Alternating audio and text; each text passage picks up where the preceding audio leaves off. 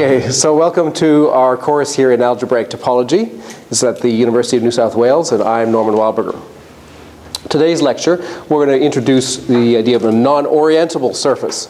So we've been talking about the sphere and the plane and toruses, and now we're going to talk about the Mobius band and then go on to Klein-Bottle and the projective plane, which are more complicated surfaces, a little bit harder to visualize.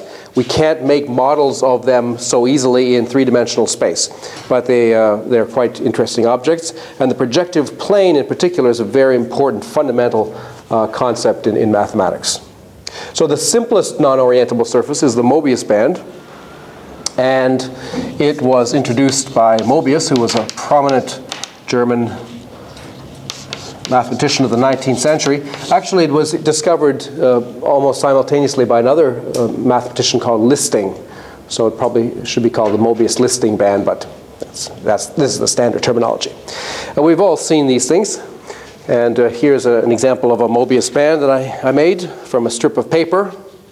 You just take a long strip of paper and then you glue it together with a half twist in it. So you get a surface that looks like this. And in terms of identification, we can create it by taking a rectangle and simply gluing one side to another side with that kind of orientation. So that tells us that we have to glue this point, the bottom of this arrow, to this point at the bottom of that arrow. So it means we have to twist it before we glue it together.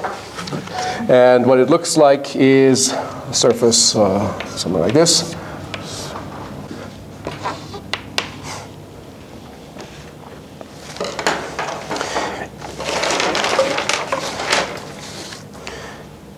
And it's in this case, we're going to think about it as being a closed surface.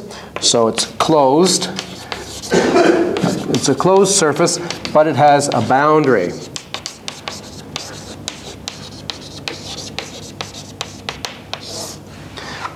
As you can see, it's not like the sphere or the plane or the torus in that there's an edge to it. The points on this edge have a different property than the points in the middle. There's not a little neighborhood which is like a disk.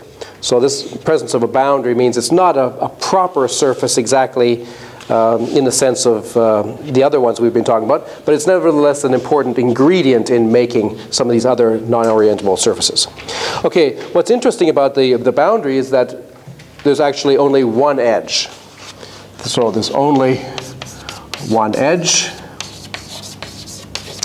And I've tried to illustrate that by going around it. Okay, so here I've started, say, at this point here, 0. And if I trace along the bottom here, that's going the wrong direction. I think I should start with the square 0 on this side. Okay, there's square 0. We start here. If I move along the boundary with this finger here, along this edge, I get to a position I'm calling 1/8. I'm going to, all the way around is going to be a total of 1.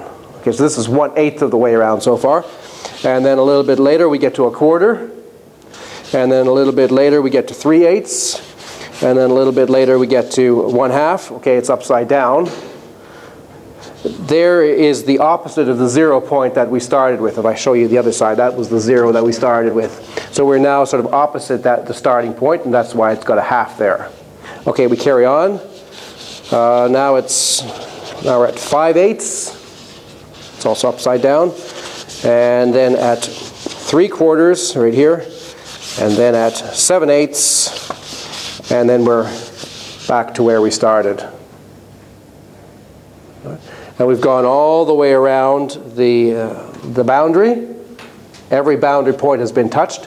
And we see that the boundary is actually a circle.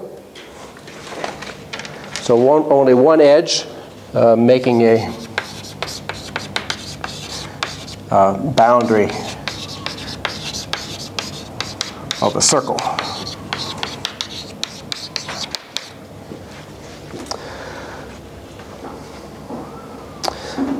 The Mobius band has a very important property.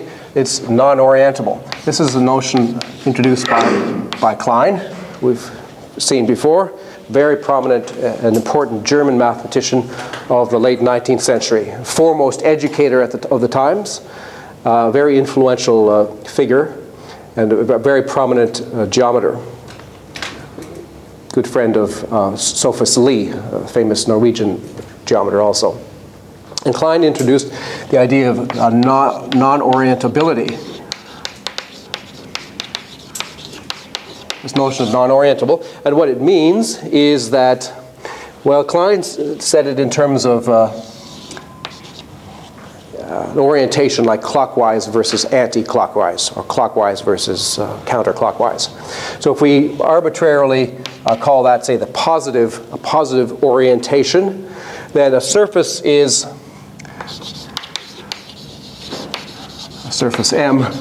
is orientable, means that we can consistently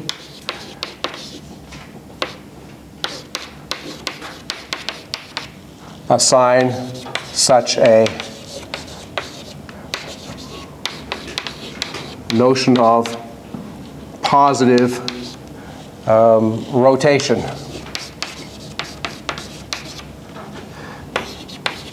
As we move around. So for example, if we are on a two-hole torus, and at some point over here we have a little circle with a positive orientation like that, if we move that circle continuously along the surface, over here somewhere, now it's pointing in that direction, and we move it over here, and so on. We move it all the way around. Whatever we do, if we get back to where we started, we'll see that the circle's orientation is still the same. It's still, if it was counterclockwise before, it's still counterclockwise after any trip. So there's a consistent notion of this counterclockwise or positive in a rotary sense. And otherwise, the surface is non-orientable.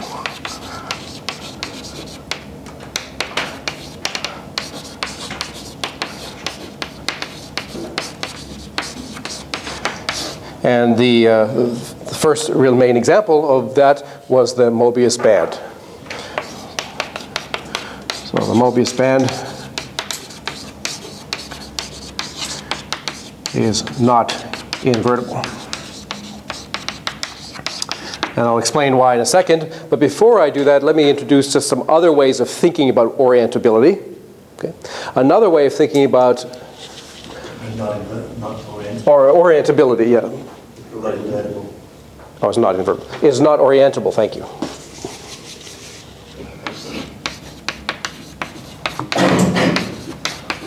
Not orientable. So another, or some alternate ways of thinking about this notion of orientability.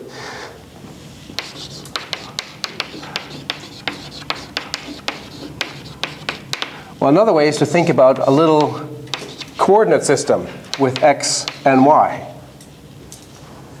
When we have a coordinate system in the usual way, we have a positive direction for x and a positive direction for y. We usually denote them with those little arrows. And so a surface is orientable if you can take a small coordinate system like this, a local one, and move it around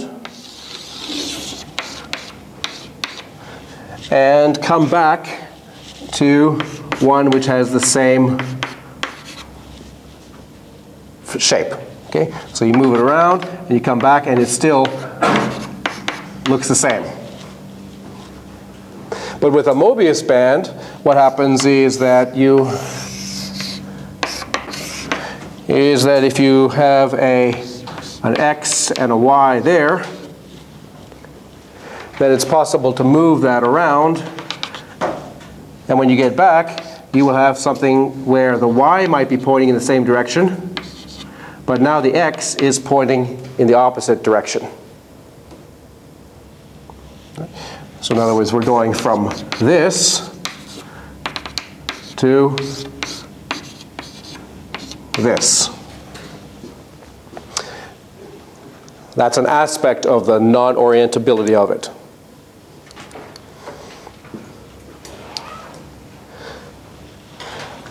Norman, is that because it's going to be on the back side of the... Yeah, I'll explain that.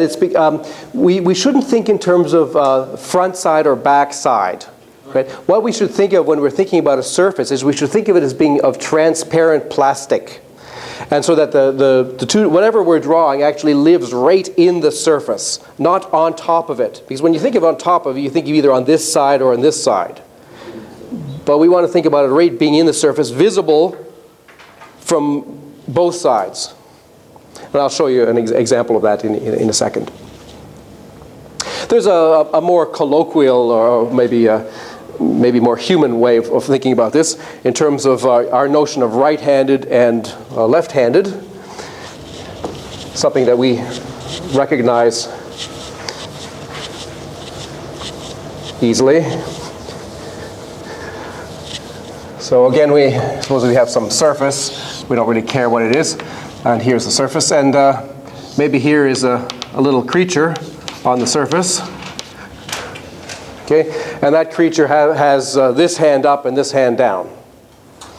Okay, now maybe if he's looking at us, then he's got his left hand up, so maybe we should call him left. And this creature over here, also happy, but he is, or she is different in a recognizable way. The opposite hand is up, so we might call him right. Okay, and so we say that a surface is orientable if these notions make sense. If it's possible to distinguish left-handed from right-handed two-dimensional creatures. If there actually is a distinction. But for a non-orientable surface, it turns out these two notions are confusable. You can get a situation where you can't distinguish between them. And I'll show you that with another model of the Mobius band. It's a little bit harder to see because it's sort of transparent, but it makes it a little bit easier to demonstrate this non-orientability. So here's another Mobius band just made out of a strip of clear plastic. And I've shown you some two-dimensional creatures which are living on this little world. Okay? There they are there. There's 3 of them. And you can see they're all, well, I guess we would call them R's. Okay, you would call them R's from that point of view, but if you looked at them from this point of view, you would say no, they're actually lefts. So we see that whether it's left or right really depends on which side we're looking at it from. Now that distinction doesn't worry us on a sphere, because on a sphere we're always looking down on it. There's a distinguished normal direction. We don't have this situation where you can be either inside or outside. We're usually always outside a sphere, looking down. But here, you can see that it doesn't really make sense to say that this guy is right-handed, right? Unless it's with respect to a particular observation point. Okay, but we all agree that these guys are the same. Whatever they are, they're the same in terms of handedness. Okay, now here's one of their friends. And I better put him on so that okay, there he's now, he's sharing, they're all 4 of them now have the same handedness. Do you agree? They're all waving their right hand, I guess, to us, or to you looking. Oh, sorry, their left hands, yes. They're waving their left hands. All right, this fellow here is not smiling. He's a little bit antisocial. He's going to take a trip because he just likes to. So what he's going to do is he's going to walk. Okay, and I'm just going to not concentrate on him. He's mobile. So I'm going to move him. And he's going to take a trip around the Mobius band. You can see that I'm not cheating. I'm just sliding him. And he takes this long trip. And right about now he starts to see some people ahead of him. And he says, I wonder who those people are. And then as he gets closer, he says, oh, I recognize you, but you're upside down. So they're his friends that he left a little while ago, but they're upside down now for some curious reason. So, okay, he orients himself in order to look at them, or to join their group. Okay, now they're like this. Okay, now I'm not doing anything, I'm just letting you have a better look at it. Okay. That's the result of his trip. Now he is, whatever he was before, he's something different now. It's the same. We're talking about. Well, as far as these guys are concerned, they've stayed at home, nothing's changed. He's gone on a trip and he's come back different. Right? He started out the same and he came back different. So his handedness has changed in his trip. And this is an illustration of the non-orientability of this surface. You say, well, that's kind of strange. Could that ever happen to us? Could that happen? I mean, could it be possible that we go out on a rocket ship and go for 1,000 years in suspended animation and come back in some strange way and have all our orientation reversed? Be left-handed if we were right-handed before? Have our heart on the right side instead of the left side? Well, we don't know. Because we don't really know the large-scale structure of our universe. But in theory, it's potentially possible. It's potentially possible that our universe is also not orientable. But aren't we on a Mobius band relative to the rest of the universe? How do we know that? So when we turn, when the Earth goes around the Sun and it spins, it actually spins in the opposite direction, so you get turned upside down. No, that's still all just in the Euclidean space. So that's just motion in the Euclidean space is not going to change any handedness. Do we know that handedness is, well, either doesn't exist as a non-orientable or has this binary quality? I mean, what's to say there isn't something that you can have with three handednesses? Or? Well, if you sort of rephrase it in terms of this, go back to this orientation of you just got a small circle and you're either going around this way or around this way, then you see there's really a binary aspect to it. Yeah, it's really a binary aspect to it. What about a plane that's got an edge? A plane that's got an edge? Non-orientable, because you can go over the edge and come back underneath. It's essentially flipping over. So when you go Because you have to leave it so it goes over. Yeah, I'm not sure if that would count. Because we remember we're saying we're thinking of you're not on one side of it, you're actually in the thing. So, Yeah. okay. All right, so this non-orientability is interesting. There's kind of an application an industrial application of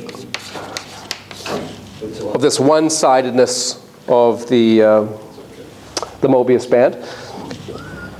In terms of conveyor belts, so there's often situations where you have a motor going around driving some wheel that's doing something, and you need a belt to go between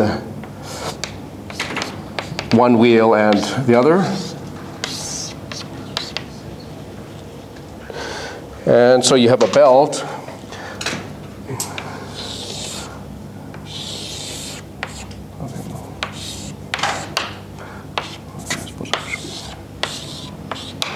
And these belts in this kind of situation are often, okay, they come out here, they often have a twist in them, like this. So right there's a twist. And so that's done purposely to wear the belt out uniformly on both sides. So if you just had it spinning on like this, then there'd be one side of the belt that was constantly exposed to the wheels, and the other would be exposed to the air. But when you put a twist in it, then both sides get used equally, and the belts last longer. There's a few other things to say about a Mobius band. First of all, we should compare a Mobius band to a cylinder. There's obvious connection between the two of them. The cylinder and the Mobius band are, in some sense, both created by taking a circle and gluing to every point of a circle an interval. Okay? So you can think of this, there was a middle circle here. Imagine that middle circle going around. Then to every point on that middle circle, what you're really doing is you're gluing, in this case, a little interval. Okay? And in this case, the interval is straight up and down as we go around. But with the Mobius band, what you're doing is, well, that you're still going around that circle, but as you're going around, the interval is twisting once. So when you get back to where you started, the top and the bottom of the interval have reversed places. Another interesting difference is what happens when you cut. This is a common party trick that you've probably done before, but let me do it anyway. So if we cut this Mobius band down the middle, I guess you all, have you done this all? All right, I hope so. But it's actually going to be useful for us. So I'm just going to cut down the middle here.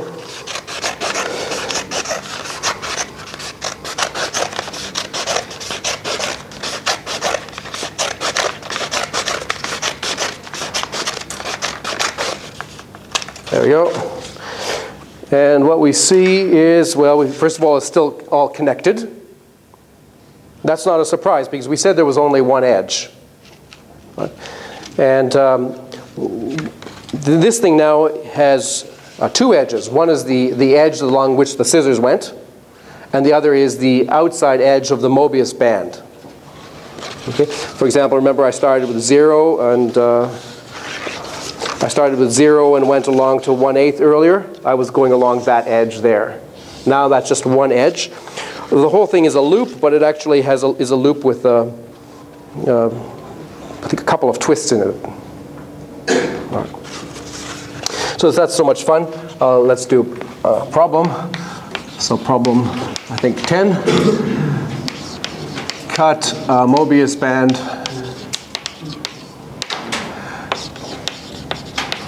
one-third of the way from an edge and describe what happens.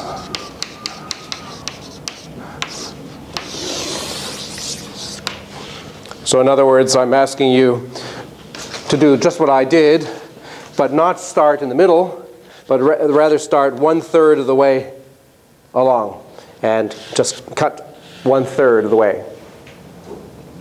And see what happens.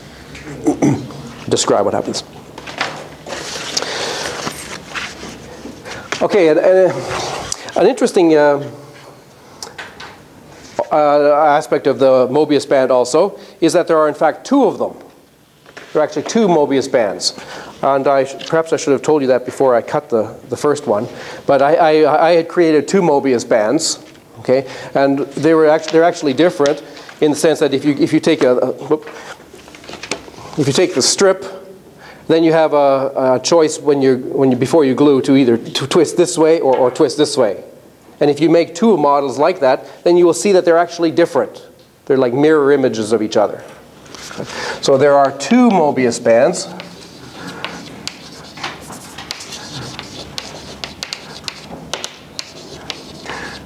And that's an aspect of the Mobius band called chirality.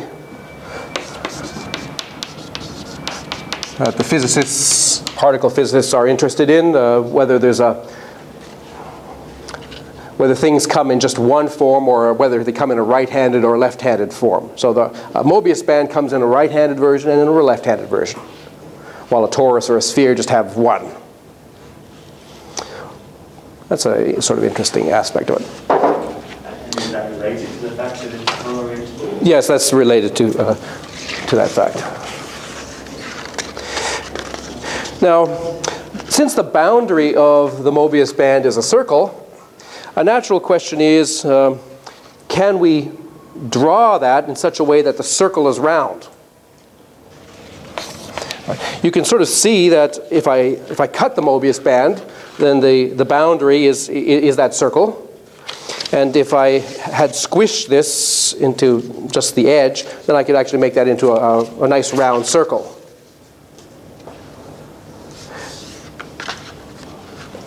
So the natural question is, can we draw the Mobius band so its boundary is a perfect circle?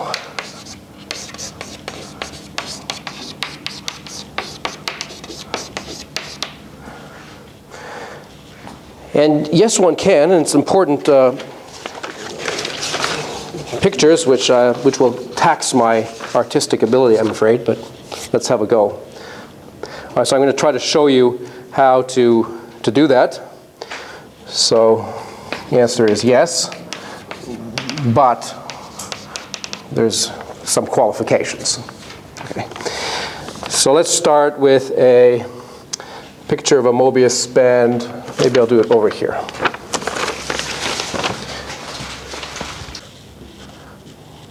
Okay, does that look like a Mobius band? So that's the outside there. That's all one surface. And then when we're over here, we see we're sort of on the inside of the band. Here we're on the outside of the wedding band, and by this time we're on the inside. Okay. Now what I'm going to do is, so where's the boundary? So the boundary starts, okay, say here, and it goes there all the way around, and then it loops there, and then it comes behind and around. So it goes, it's a double kind of circle. What I want to do is I want to straighten that double circle. So I'm starting with something like that, and I want to straighten that out. And the way I'm going to do that is I'm going to take one of these loops and I'm going to lift it up and twist it and lie it down. That's the strategy. Okay, so I'm going to take this. Well, that's what I'm trying to do. I'm going to try to untwist that double loop. Okay, maybe it's a little bit confusing because this rope that I've drawn is supposed to be a single rope that's not intersecting. This is just on top of, but not actually part of the rope. So the rope is not intersecting. It's not actually a figure eight. It's just a double loop. Okay, so what I'm going to do is I'm going to take this part of it and lift it up. And what we get now, if we do that, is something that looks like this.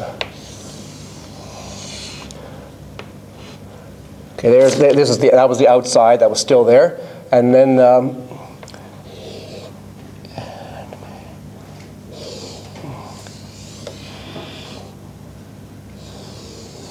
okay, so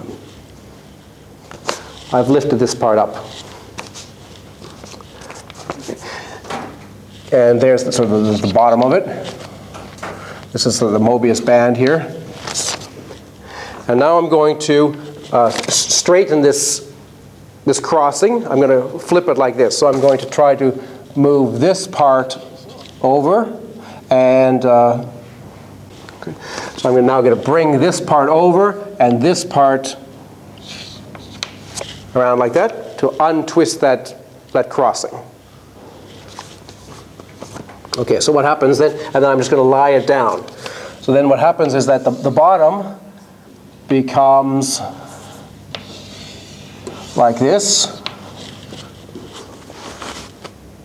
But there's a surface here, right? There's an onion shape that we're drawing along. And as we cross that over and push it down, that surface is going to, well, we're not going to be able to do that in actual practice. It's going to intersect itself. We have to do this in our thought, and it's a thought experiment. So we get something that looks like this. Okay. There's the edge underneath. There's a kind of a cap, and then there's this.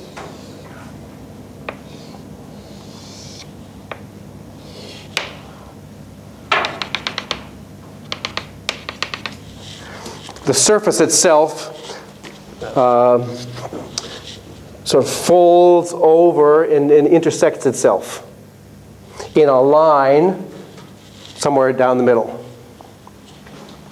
And then if we straighten that and make it a little bit prettier, we get what's called a crosscap. So it's a thing with a circular base. Base is a nice circle. And goes over like that. And then we have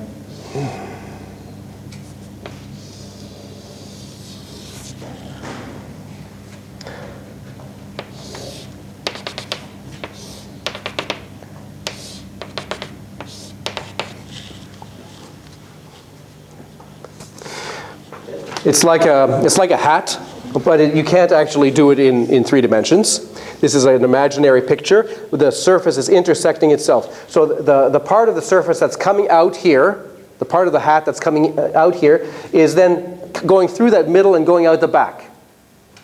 So if you Okay. took the cross-section, look like a figure. The cross sections look like figure eights. So there's the surface is coming out here like this, and then into the board, and then and around behind. While this thing here that's bulging out towards us, it also intersects there and goes around, comes out the back. So there's figure eights intersections there, but when we get to the bottom, there's a nice, perfect boundary circle. So that's another picture of the Mobius band. That picture is usually called a crosscap. But it's not a picture that you can actually, sometimes there's no hyphen. It's not a picture that you can actually make a model of in three-dimensional space, a crosscap, because of that self-intersection.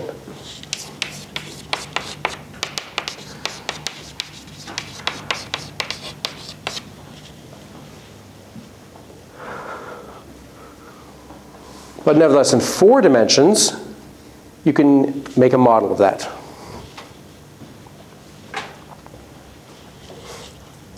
Okay, a crosscap is a very important idea in topology because it's one of the building blocks, one of the 2 building blocks for surfaces. There are really 2 building blocks. One of them we've already seen. One of them is a handle, which is just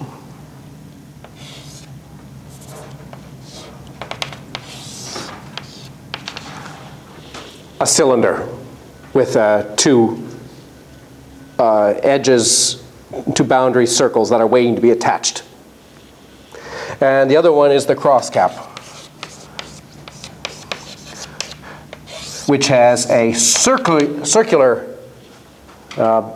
boundary ready to be attached, and then the sort of funny business in the middle. Looks like Darth Vader if you draw it that way. And by starting with just a humble sphere and adding handles and crosscaps, it turns out we can create any surface at all, any compact, closed, bounded surface.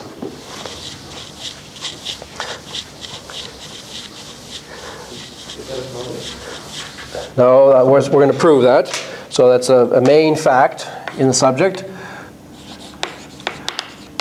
Main theorem. So sort of a classification of any 2-dimensional surface is a sphere with a finite number of handles,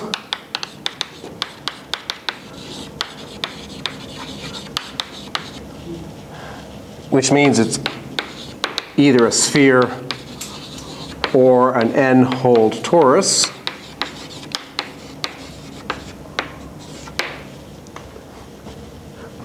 Or B, a finite number of crosscaps.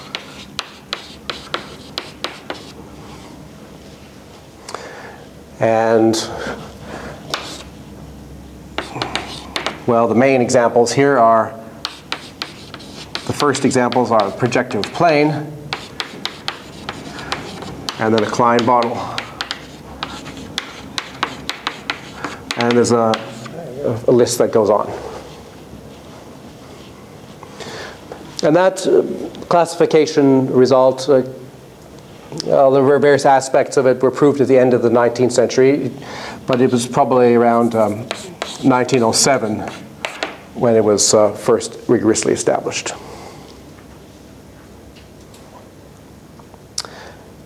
What is it defining that? Okay, any 2-dimensional, I should say, any 2-dimensional compact, I should say, 2-dimensional compact surface. And I remind you that compact means closed and bounded. So we're not including anything that goes off to infinity. It's got to be able to put it in a box, and it's got to contain all its limit points. It can't have open pieces on its edge. So any limit point is also in there. Then such a surface is in that list.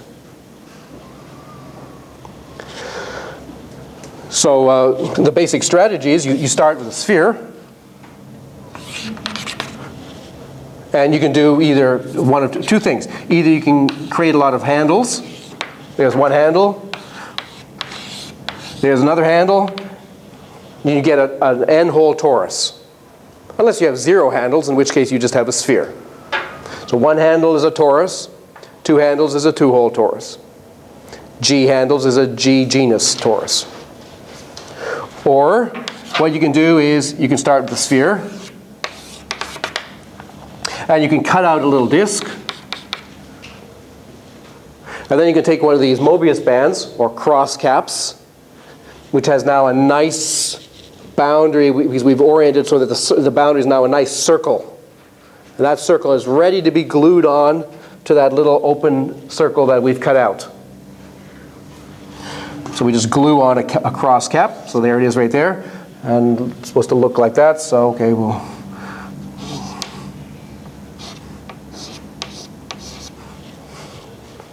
There's a cross cap. And we can do that as many times as we like.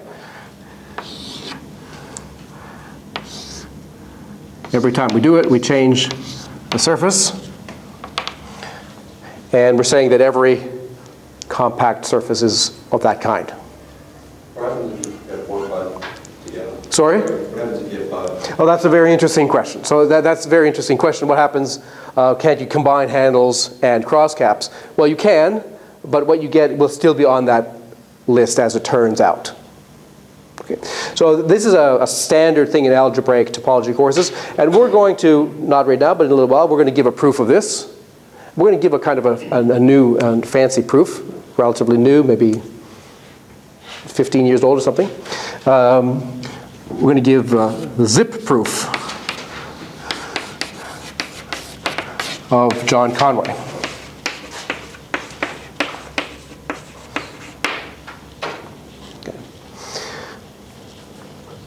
But before we do that, we need to have some more experience with some other non-orientable surface. We need to talk a little bit about the projective plane, the Klein bottle. We're going to talk about those things in the next lecture. But just to end this lecture on the Mobius band, I should say that there's one more thing to say, at least, about this Mobius band and its boundary circle.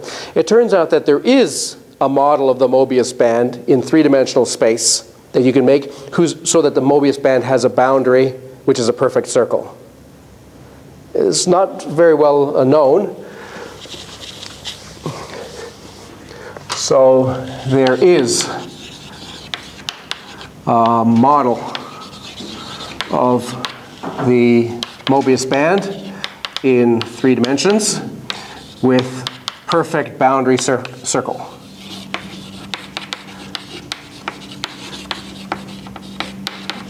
And it looks quite different from a cross cap.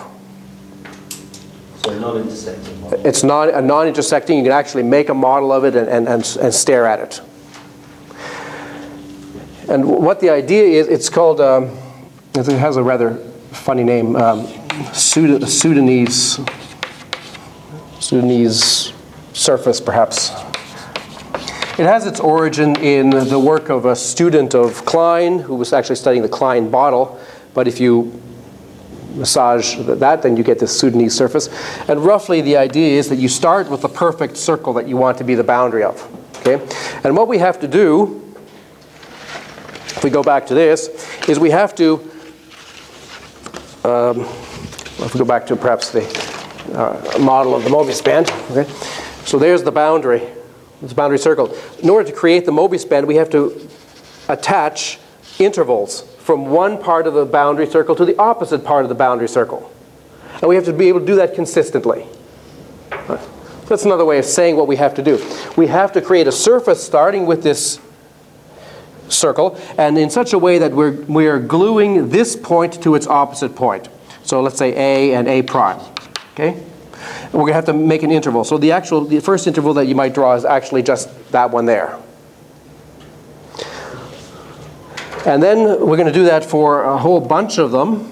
As we rotate around, the surface will come out. And what ends up happening is something like this, that as you rotate around, let's say to B prime, I'm not going to be able to make a good model, but I'll show it to you sort of with my hands.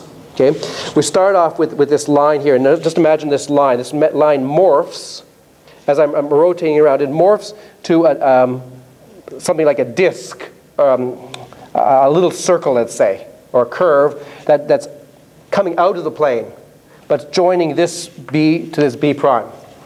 Okay, and as I keep going around here, this thing that's coming out comes more and more towards that. Okay, so I have to go from this at that point to this, let's say, to this point here, where the line joining them has morphed to this. I've got to go continuously and non-intersectingly from here to there. So you can kind of imagine there. Here's a movie frame.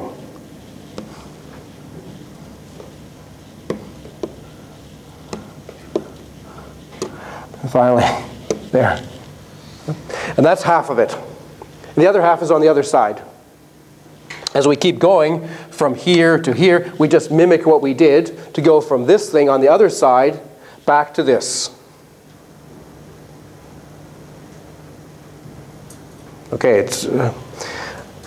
I haven't actually seen a good way of analytically describing it. It's no doubt quite a pleasant thing if one looks at it with some details. Maybe worth be a nice project for someone to look at sometime. But that's an interesting thing. All right, so in our next lecture, we're going to move. We're going to use the Mobius band to study these more important actual real surfaces: the projective plane and the Klein bottle. So I'll see you then.